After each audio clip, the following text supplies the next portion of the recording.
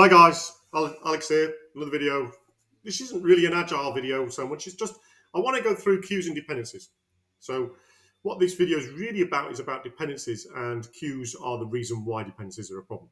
So when we're talking about dependencies, we're talking about items that you have in your backlog to deliver an outcome.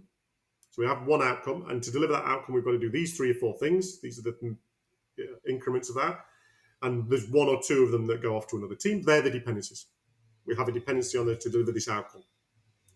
Now, that's not really a problem if these teams are well resourced, and we don't have a problem with resource utilization. If you don't know what I mean by resource utilization, have a look at the playbook. There is a video on that.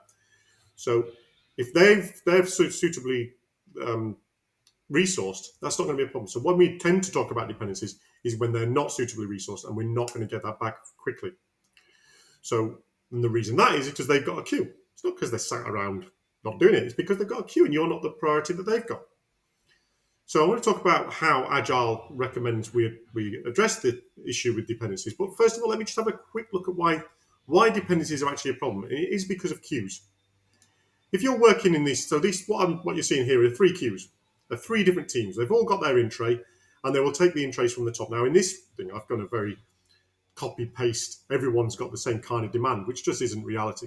Also, over the next 7 days that I'm going to run through in this case, nothing changes. They don't get new work in. That's not what happens either. There's no emergency meetings. But what we're saying is queues are a problem. If you've only got one task that has to go through 3 queues, and it's only a 5-minute task, this is what happens. The handoff between teams, every time it hits a new team, it goes to the back of the queue again. It goes to the next team, it goes to the back of the queue again. And then finally, by the time you get this 5-minute task through all of these queues, it's taken 7.5 days to get a 5-minute task done. This is a very real situation. This is what happens because we're not focusing on the flow of that work and getting it through. We're trying to focus on having these teams individually probably for cost and resource utilization benefits. So it just doesn't work for us. Even if you don't have handoffs and you've got that one outcome and it's got 3 dependencies and they're totally autonomous and we just put those dependencies out, you're still going to take 2.5 days in this scenario because you can't prioritize those guys' backlogs. So it goes in, it goes to their in tray, and it goes to the bottom of their in tray. So if you've got, let's say you need some legal advice and that legal person is outside of your team and they're a dependency, it goes to the bottom of their in tray and it makes its way to the top. And it might be bumped down. The only way you can really, and this is how organizations tend to do this, is they command. And they go, right, we've got this outcome that we want to address in this group, so we're going to command those other teams to make it their top priority. Doesn't work, because then what you're doing is you're disengaging those people and you're constantly changing their priorities. What you're actually doing is pushing someone else's priority down.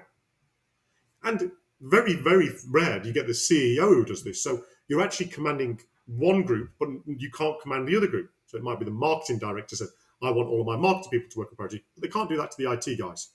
So it still takes the 2.5 days. The other 2 get theirs done in 5 minutes. So you're still not achieving the outcome. So this is not a good solution. What you really want is self-organized teams where everyone goes and organizes their own work and understands and owns the priorities. You can go and watch the priority video about the ownership of priorities is so important. If you can get all 3 people in the same team working together, collaborating, truly collaborating, and understanding what the priorities are. They might not prioritize that 5-minute job because there might be a higher priority, but if everyone's working on the same priorities, it works. This is how Agile wants to deal with this. Bring everyone in together, get them to work together, get them to truly collaborate. Collaboration is not, oh, you do what I ask when I want you to. Collaborating is working together to say, actually, it's the second priority, but let nobody start until after that first priority is done. Yes, it's going to take a day and a half, but at least we know that and we'll work to that and we'll work together.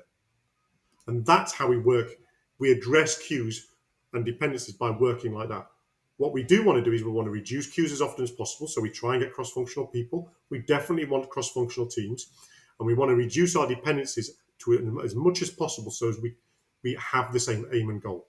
Dependencies mean you're working on different aims. And the only way you can address that is by bringing people into the same team and having them collaborate or have a command and control structure. In Agile, we want self-organized, collaborative, happy, sustainable teams. I hope that video makes sense. Please, if you check my website, there's lots of other videos, including some of the things I referred to there, resource utilization, prioritization. It's all there in the playbook. Okay, thanks very much for watching.